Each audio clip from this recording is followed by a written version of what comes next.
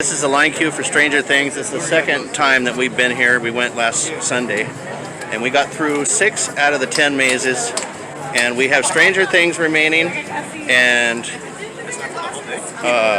Clowns. what is it? Killer Clowns. The Killer Clowns from Outer And Space. Pandora's Box. And Pandora's Box, which had a really long line last time. This is at hour 10 approximately, but we're here at 6 o'clock. They let you in early entry with your ticket, and we have front of line passes to Jurassic Park. And you're excited about that, right, Megan? No. So after our event, we're going to tell you what we think of all the mazes, since we're going to have covered them both, or all of them, in 2 trips. We're walking to Killer Clowns from Outer Space. We just did Stranger Things, and man, that thing was awesome. Very large scale, everything they did in there. Impressive. Whoa, there's Killer Clowns entrance. Ghostbusters! So you're looking at the map for Halloween Horror Nights at Universal in Hollywood. And we went 2 times to get through 9 attractions. We skipped Walking Dead because we've seen it several times before. It's a permanent attraction there. We went down the escalator to the lower lot and we did Creepshow, Frankenstein Meets the Wolfman, and Ghostbusters all in one shot, because they're a long walk back to the back corner of the park there. So we did those 3, and then we came up and we did Holidays in Hell, House of a Thousand Corpses, and Jordan Peele's Us.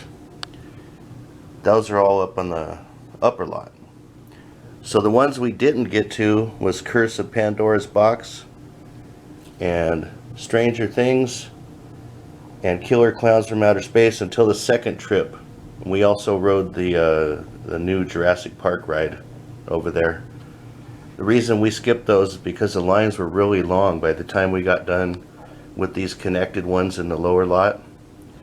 And then we hit these 2 on the way out of the park. And we were done both nights at about 9:30. So one night was a Sunday. We didn't want to be up too late because of school. And then the next time was a Friday. And we finished what we were trying to do and we left and we had dinner and stuff. So if you spread it out to 2 trips, I think you're going to have more fun. Unless you do like a Saturday night or Friday night and you're able to try to cram everything in by 1 a.m. I don't know if it's even doable. I recommend buying 2 nights, because we had fun. So now that we've got through the map, I'm going to discuss a previous video that I made. Is on my channel.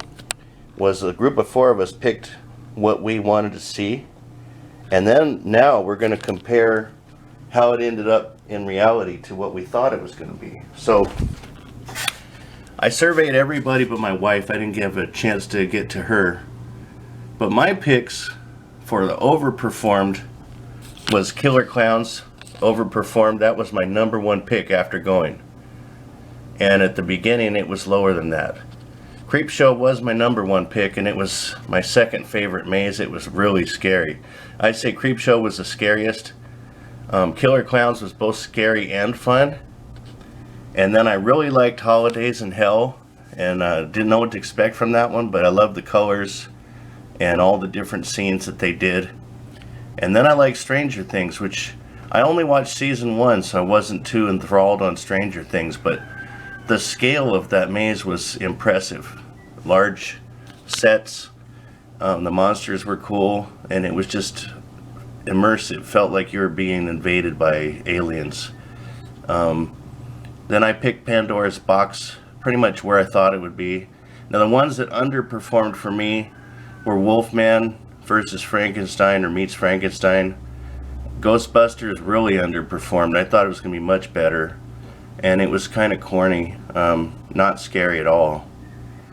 And then Us was near the bottom of my list. I didn't really care for the movie too much, thought it dragged too long, and I'm not into killer movies per se. And then House of a Thousand Corpses really surprised me, because I went to Rob Zombie's event in Pomona a few years ago, and those mazes were really scary. And this one seemed to be like a watered down version of one of those. So I wasn't impressed with that. And the universal feeling amongst the 3 of us that I surveyed afterwards we all felt like House of a Thousand Corpses was the least impressive of the ones that we thought were going to be good.